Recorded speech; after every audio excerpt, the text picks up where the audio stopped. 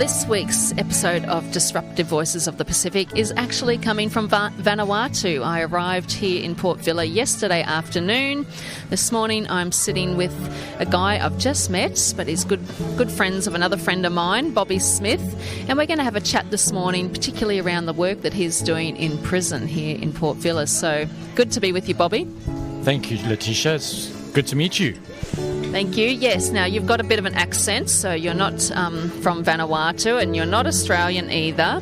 So just tell us a little bit of where you're from and why you've ended up here in Port Vila. I'm from South Africa, born and bred South African, otherwise known as Rugby World Cup champions. Moved to 2014, moved to Australia, and then 6 years ago we moved to Vanuatu. Due to unfortunate circumstances, but we did end up here. God's grace, you can say. God sending us here. So, yes, 6 years ago we ended up in Vanuatu. Very happy it's home for us now. We want to become citizens. Another 4 years and we can become citizens. Very happy. It's like South Africa without the violence. Well, that's very good to hear. But you've found yourself working in the local prison here with men. How did that come about for you, and why are you passionate about that area? I've always been passionate about broken men, being a broken man myself. I don't know whether I should be saying this, but yeah, I've spent time in prison when I was a teenager. God gave me a second chance, and He can give anybody a second chance. And with men being demasculated here, is that the right word? Emasculated. There's a lot of broken men out here because they don't understand what it is to be a man. And with the lack of mentors and fathers within the society itself, not just talking Vanuatu, in the world in general, men go off on different paths which are generally the wrong paths and end up in prison.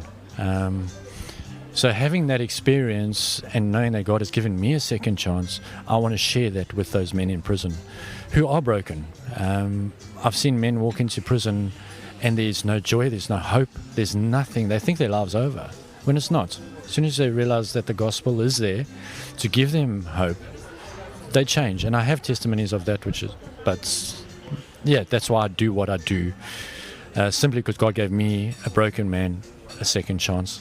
And He can give anybody a second chance. Absolutely. That's the gospel, isn't it? It's good news for whoever, wherever, in that way. So how did the doors to the prison become open for you? How did you end up going in there? Well, when I arrived in Vanuatu, my wife found a job very quickly. I'm not as employable as she is. And I got frustrated with God because I wanted to know why He had put us here. And it's not an argument you can win, but I fasted for 40 days, and at the end of it, in hindsight, it was about me trying to do everything myself without letting God lead me. 2 months later, I met a young man from YWAM who was going into the medium-risk prisons, and he said to me, come with me one day. And it was right up my alley. I then got introduced to the guy going into the high-risk prison, so I started going with him. And then at the end of 2018, made it a full-time ministry to go into all the prisons, the low risk, the medium risk, and the high risk, and the women's prison, sharing the gospel for these people because there's nobody else doing it. They would have church on a Sunday, and the SDA comes in on a Saturday, and that was it. That was all they were getting. I know the high risk, till to this day, we're the only ones that go in. The high risk prisoners don't see anybody besides their lawyers and us. So that's how it came about. And yeah, I'm not going to stop anytime soon, no matter what walls are put up in front of me. Yeah, awesome. Such an important place to be, giving hope. Let's talk about the high-risk prison. When you're going in there, what are you doing? Are you running a program? Are you just chatting? Are you running church? What does it look like? With the high-risk prison, because there's normally between 12 to 20 guys in there, and it's very small. It's 3 meters by 3 meters courtyard that we sit in.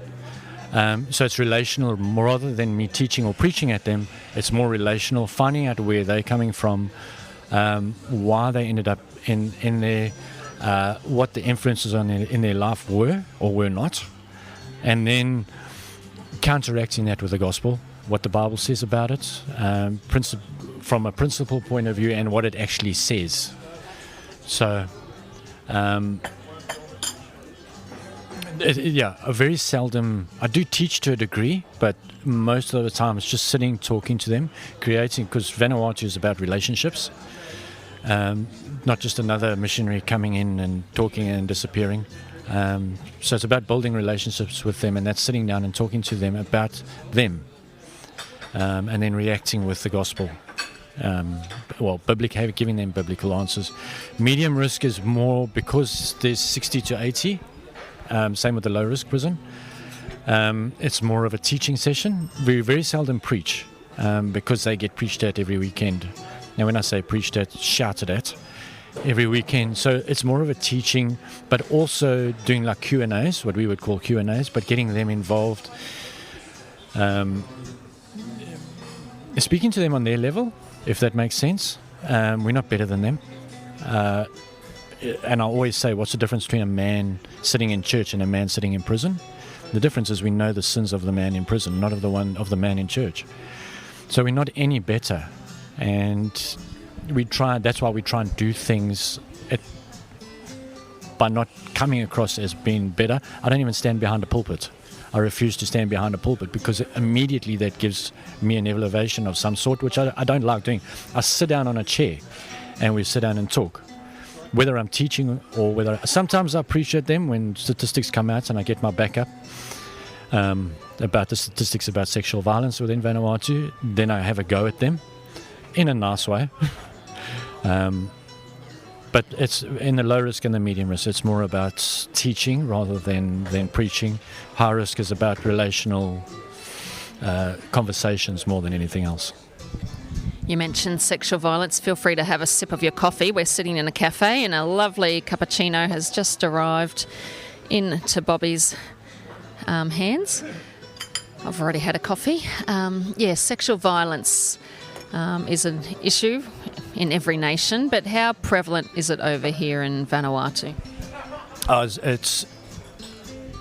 I can't tell you the exact statistics because I haven't brought out statistics since 2013, the exact statistics, I think. But we're looking at 60% of inmates are in there for sexual violence of some sort. Incest is on the rise. Due to fatherless society where the father is either absent, he's an alcoholic, he's abusing kava and marijuana, he doesn't have work, etc., etc. He takes no responsibility. So that child is growing up without a mentor, without a father figure. We're trying to fulfill that role. But that is the main reason. And also the culture being that women are seen as second-class citizens, which is slowly changing. But it's still very prevalent within the Vanuatu society that women are seen as property. We have had guys in prison, a 70-year-old man who beat his wife to death with a pipe because she went to the market without his permission.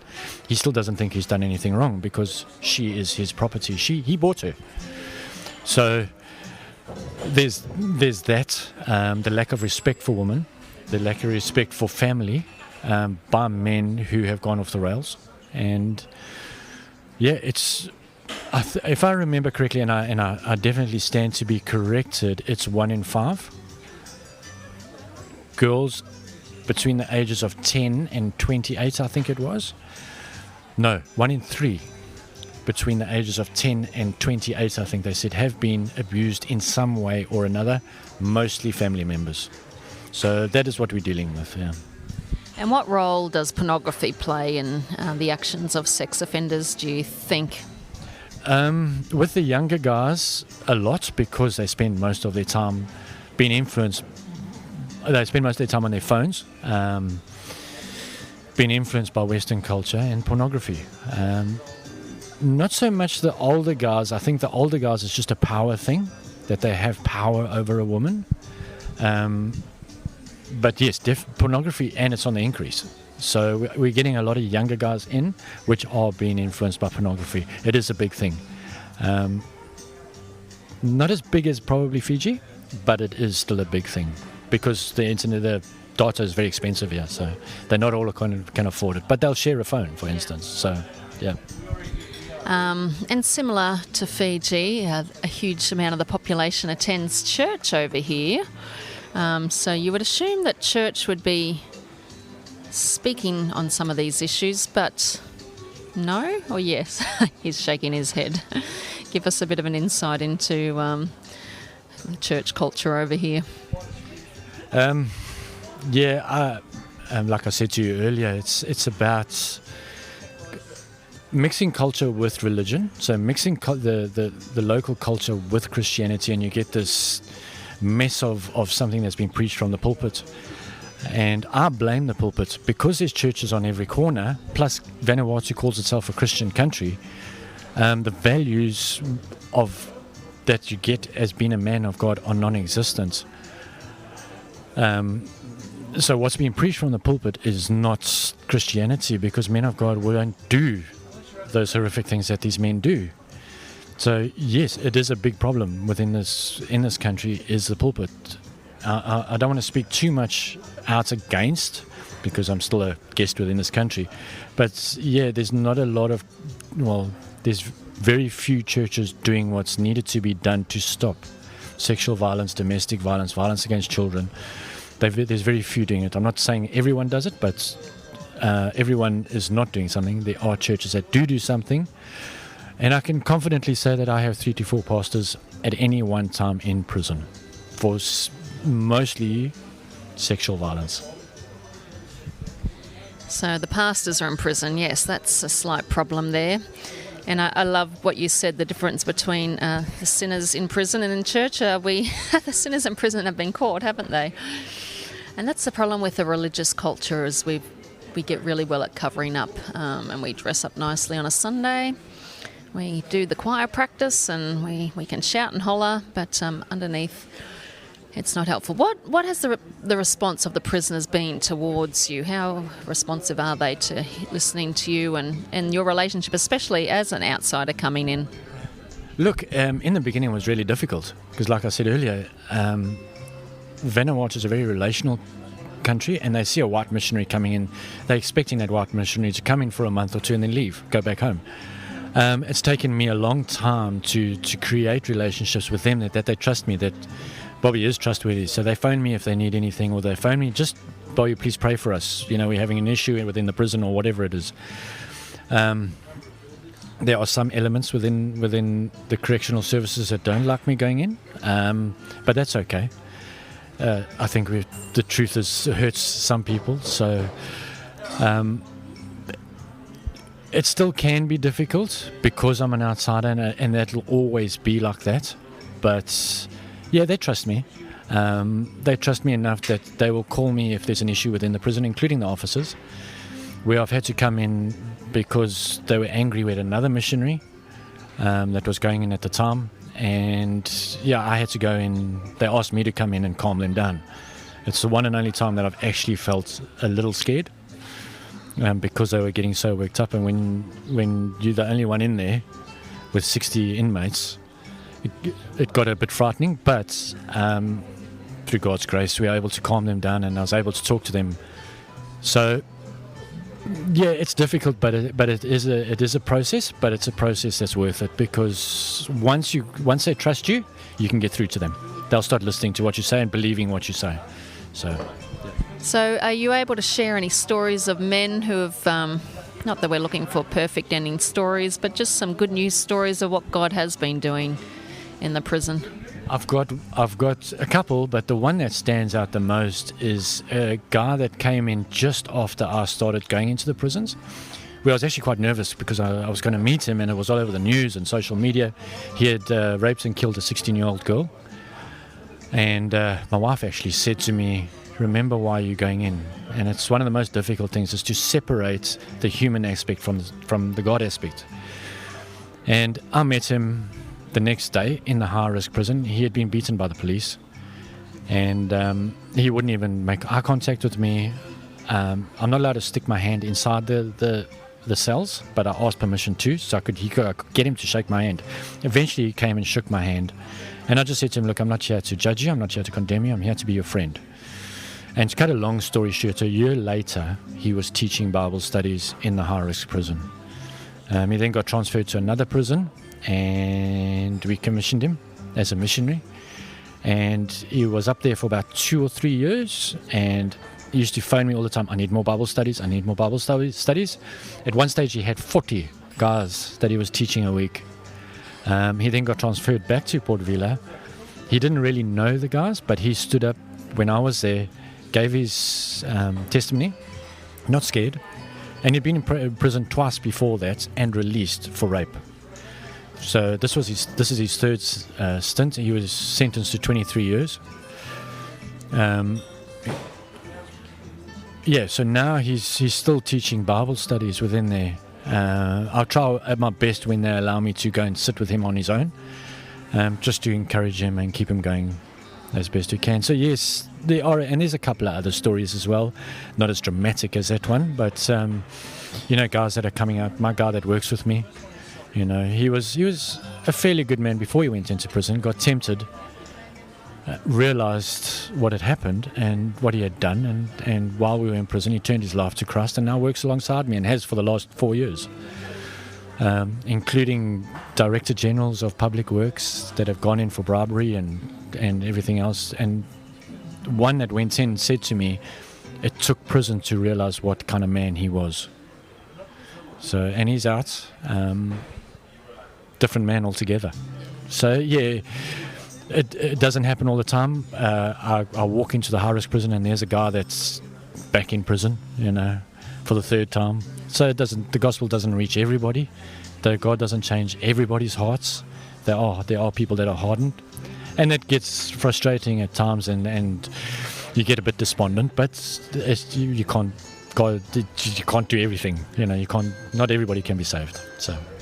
No, and it's long-term work, and you've only been here for 5 years, so I think you've done brilliant to get in there in that time. And I always think it takes 5 years to kind of understand what you're doing and get going too. So well done, and I'm sure as you build a good foundation, it'll only continue to grow and widen. You mentioned the emasculation of men, and I think that's a worldwide issue again. And there's many different reasons why that, but especially in these island cultures where I find men are physically masculine, like they appear so masculine. But what is going, and when they're male dominated too, very patriarchal. So what's going wrong in Vanuatu that the men are being emasculated? The lack of male leadership, the true proper, when I say male leadership, mentors within their lives as younger kids, as teenagers, father figures or mentors. Like I said earlier, we're trying to fulfill that role of guiding them to make the right choices in life. I use the letter Y as an example. There's a point in their life that they reach where they have to make a decision, and that decision will send them down one of two paths. And the one path is, if they refuse to go and steal that TV, they're going on the right path. But if they choose to steal that TV, that path will lead to prison and to more crime, maybe even death. So we're trying to get them at a stage where they know the difference between right and wrong, and they can identify it and make the right choice when something like that comes about in their lives. So the lack of male father figures, mentors, is the biggest problem. And obviously the Western culture coming through social media, etc. We got young boys that are running around in gangs. I'm not going to mention the word that they use for them here, but on bicycles, graffiti. And being a South African, I had a South African friend who worked with gangs in Cape Town, and he said the first sign of gangs forming is graffiti, and graffiti is on the increase. So I'm always very wary of that. Boys can't teach boys to be men. So the lack of men teaching boys creates boys who should be men, basically, in a short sentence. What is your what does a healthy man look? I think what does a healthy man look like these days? is probably we've lost sight of what that actually looks like. From your point of view and from the scriptures, what would you say healthy malehood is? Well, I think a healthy male is someone who loves their wife, loves their family, loves their community, and loves God. Puts God first in everything and uses the Bible as a guide to living a life as a man. The Bible teaches you, Ephesians 5, about how to be a good husband, how to love your wife.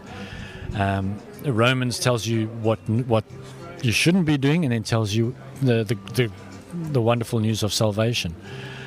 We mentioned earlier, James and 1 John teach you how to be a good Christian. So a man of God is a good man, is a man that is strong, yet not weak. Not overbearingly strong, in other words, not dominant or bossy. Strong but loving, kind, compassionate. The fruits of the Spirit, as an example, would be your strong man who is faithful to God, to God's ways, to God's word, and loves like Jesus loves us, without being a weak man who gets walked all over. Yes, it's really quite simple, isn't it? Really is. But, well, it sounds simple, but it's an outworking of God in us. Just lastly, because I know your coffee's going cold and I hate drinking cold coffee, so one more question. You mentioned that you're seeking to become citizens of Vanuatu, so this is long-term for you. In the next 20 years that you're here, what would you like to see happen in Vanuatu? Prisons emptied. That would be a goal, to have the prisons closed down. We did have the high risk closed down at one stage because there was nobody to put in them. But that didn't last too long. Look, I think from a personal point of view, it's more about sharing the true gospel, because as we mentioned earlier, there's a cross-pollination of culture and religion. Getting the true gospel out there, creating true men of God who will lead their families, lead their communities, lead their church, and lead the nation. By being true men of God. I'd like to see that happen. Whether it happens in my lifetime, I'm not sure. But hopefully at least I can plant a decent amount of seeds in that time that I'm here, that I'm still here. Absolutely. And we must have big visions and big goals and dreams, and otherwise we never really aim for anything. And I always say, if every man loved his wife and family like Christ loved the church, that would change a nation. we would be in heaven. And I've been lucky enough to be a part of a family where my dad has done that, and everyone does better. Everyone. So, well, thank you for your time today, Bobby, and all the work that you're doing here in Vanuatu. Keep it up and we'll stay in touch. Easily, I see your suffering, I see the pain beneath that bullish smile. Come out from hiding, the sun is rising. Let the islands hear reason.